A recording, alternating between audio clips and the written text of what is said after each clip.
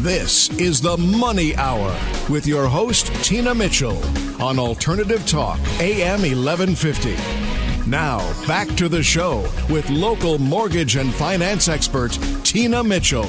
Well, welcome back to the Money Hour with your host and mortgage expert, Tina Mitchell, right here on 1150 AM KKNW, the Saturday, September 27th show. I bring in studio each week the best of the best experts in our local market on everything regarding your money. I'm here to help you in today's economy. And if you're hearing my show at a different time or day, you're listening to a rebroadcast, but you can always call the show at 1-855-400-1150. Again, that's 1-855-400-1150 or online at themoneyhour.com to ask any questions for the guests that I have in studio today. And right now we have Janice Hammond, owner of Sunrise Financial Services. How do you choose a financial planner?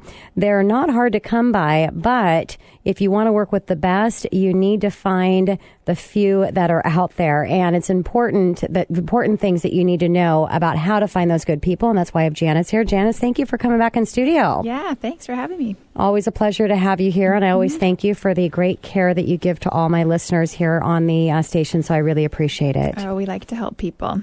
And a little bit about Janice's background. If you're hearing her for the first time, again, she's owner of Sunrise Financial Services. Janice recognized the need for a more conservative approach to investing that strives to outpace inflation. And her firm caters to the unique needs of each individual. Actually, she works with my mom and my mother-in-law. So you got to know I trust Janice's services, that's for sure. So after 10 years in the financial industry, Janice opened her doors to Sunrise Financial Services in order to help people avoid common mistakes when planning for retirement. So, Janice, talking about the right people to work for you, let's just go ahead and start out with the first question I want to ask you is how do my listeners know if they're ready to even work with a financial advisor? That's a really good question. I would say the first thing to do before looking for an advisor is to review your finances, go through what investments you have, including company plans, whether or not you have a pension, and then just compile an inventory. You need to know where your money is and general balances of each account. If you don't have this information, it would be difficult for anyone to help you.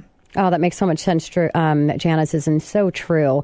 It's pretty much impossible to map out a route if you don't know where you're at. So once you've taken a snapshot of your finances, then what do you do?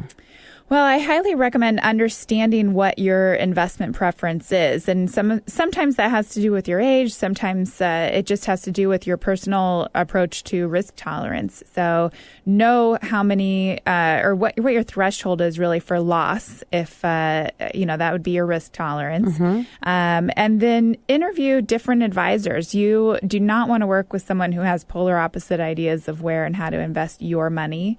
And don't ever forget that it is your money, and don't let someone put you in investments that you're not comfortable with just because they tell you that they're good. Great point, Janice. So it's your money. You're definitely wanting an advisor to be on the same page as you in terms of the amount and the risk that you're willing to take. Yeah. Determining risk tolerance is a must when you're designing what I like to call a purpose-driven portfolio, meaning each chunk of your money has a specific purpose inside there and a job to do. Next would be, what kind of involvement do you want to have with your advisor? Do you want someone who will take control and fill in for you as you go? Or do you really want someone that will take the time to educate you about what each of your investments' purpose is and how it works with the rest of your portfolio? Everyone is different. I think a lot of listeners may not think about that, and it makes total sense. It seems really, really important that what we should do is be taking an inventory of our current assets, determining what we feel our approach is, whether that it's conservative or aggressive or something in between, and decide what level of interaction we want with our advisor. Is there anything else, Janice? Well, I always recommend ask your friends and loved ones. I mean, the majority of the people that we work with at our firm were referrals that came over from our current clients.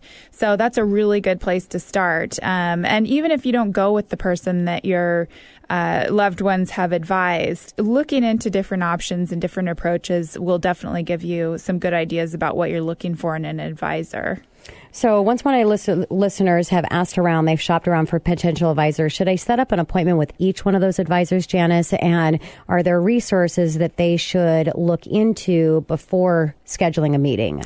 Yes, definitely. There's a lot of websites out there that can give you a lot of different information regarding advisors in general. The ones I always recommend, and we anytime anybody new comes into our firm, we give them instructions on how to look these up.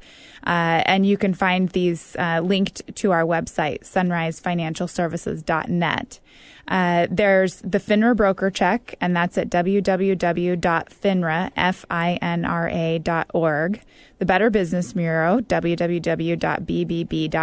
And then the Washington State Department of Insurance at insurance.wa.gov. You can go to each site. You just type in the financial advisor's name that you're considering or business name to see the reviews, if there's any complaints. I highly recommend going to at least one of these sites, if not all of them, to make sure that you are that you know all the details to help you ask questions to the advisors you want to work with. Yeah, that's great information and great advice, Janice. So is it important, or it is important to do your due diligence before making your choice? So what kind of questions in that first meeting, Janice, would you have my listeners ask their advisors? Well, I would say one of the most common question is how do you get paid and how will this process work? Okay. At our office, there are two ways that advisors get paid. One is commission-based. So this is typically how the insurance side of a business pays. Okay.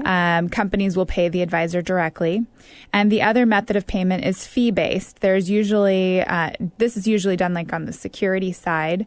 Some advisors charge a fee based on the amount of assets you have invested in certain types of investments. Any of these methods are fine, but you just want someone who's open and very transparent. And even though it doesn't sound like a big deal, having a process that each individual goes through when they come to your office is very important. That's really important. As you know, Janice, I do my One Time Your Business workshop, which is all about being efficient. And, the questions that are being asked by our clients are going to be the same ones over and over. So we need to have those answers before they need to ask them. So what would a reasonable fee, you talked about fee, what would a reasonable fee be for like security accounts?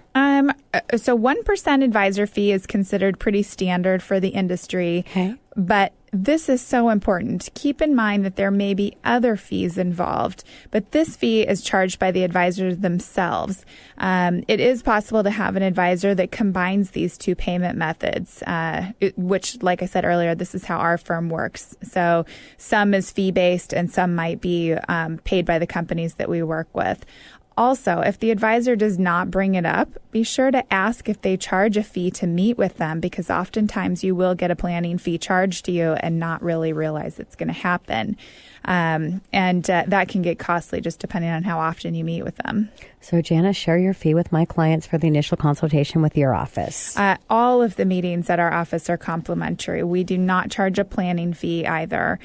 We get paid by a combination of commission and fee-based methods, and we only get paid once our clients decide to do business with us. Nobody is going to get a bill that they were not expecting. That's why, Janice, I have you here. I mean, you take really good care of my listeners, which I've said a couple times already, and obviously, again, referring both my mom and mother-in-law to you says something. So it is really important, and that's an important question to ask. And I know that you're very conscious about fees and how you charge your clients. So what other important questions should my listeners be asking when they're having a meeting with their financial advisor? Well, find out if the person you're speaking to or you're coming in to see is actually the advisor that you're going to be seeing on a regular basis. It's some people are comfortable with seeing multiple different advisors at the firm. At our particular firm, I am the only advisor, so when you come in, it will be me that you are meeting with. But just make sure that it's whatever their process is, that you're comfortable with it. That's a good point. Now, you're welcomed by your team and the smell of nice cookies baking normally. That's right. So, is it common for firms to have multiple advisors in handling their clients' accounts, or how does that work? It is very common. My staff gets asked that quite a bit. And sometimes it's because there's one major advisor and then they have sub-advisors that work under them. Those are usually firms that have a large client base where it would be very hard for the primary advisor to meet with everyone every time. Makes total sense. So it seems like it might be wise to ask if they're going to be meeting with the person that they'll be working with going forward so that they can make sure that that's someone that they actually want to work with, correct? Yeah, definitely. And, one of the major things that you have to look for when you're deciding which advisor to use is trust. If you do not feel at least an element of trust when you sit down with someone, just go find someone else. There are so many people that do what I do. Totally agree. I say the same thing in the mortgage industry. There's a lot of me out there and a lot of us that do the same thing, but it's really finding that right person that you trust knows going to take care of you and as well that you have a good connection with. So is there anything else that my listeners would be able to benefit from, Janice? Definitely. A valid question to ask is, what is your overall approach to financial planning? How do you like to design a portfolio? Don't be afraid to ask probing questions like this. Remember, you are conducting an interview to make sure that they are the right fit for you and you for them. So I would hate to get a few months or years down the road and not feel secure with my portfolio that was invested. So what does one do if they feel that way now? For an example, perhaps their portfolio is a bit more risky than what they're comfortable with. What can they do? Well, if any of your listeners would like, they can call my office and see if they qualify for a complimentary risk assessment of their accounts.